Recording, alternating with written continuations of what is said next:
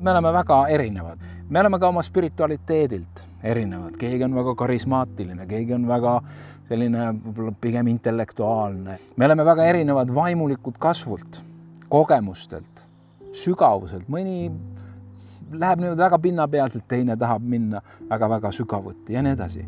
Aga üks palve kehtib meie kõigi jaoks ja ühes palves me saame olla alati üksmeelselt koos. Ole sa katoliiklane, ole sa õigeusklik, ole sa adventist või metodist. Kui Jeesus on sinu päästja, siis me saame tulla Jeesuse risti alla ja öelda, et issand Jeesus Kristus, ole mulle patusele armuline. Me teame seda lugu, kui Variser ja Tölner olid koos palvetamas ja Variser ütleb, ajab rinnakummi ja vaatab Tölneri poole, ütleb, küll on hea Jumal. Suur arm on see, et ma ei ole selline nagu see Tölner seal. Ja kui valus võis Jumalal seda kuulda olla? Ja siis samal ajal Tölner palub, issand, ole mulle patusele armuline. Ta oli ka patune. Ja ta tundiski ennast sellegi, ta ei püüdnud kuidagi ei kellegi teise ega iseenda ega Jumala jaoks ennast paremaks palvetada või mõtelda, vaid ta ütles, see ma olen.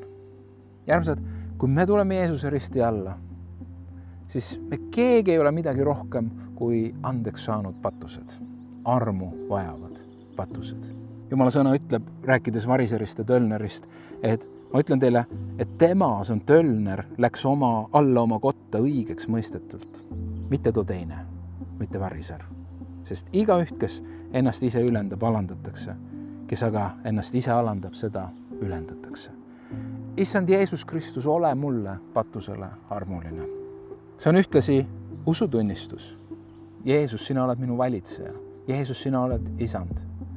Ja see on ühtlasi patu tunnistus. Ma olen patune. Ma tean, et ma ei suuda taibata su armastuse sügavust ja kõrgust ja laiust, aga ma vajan sind.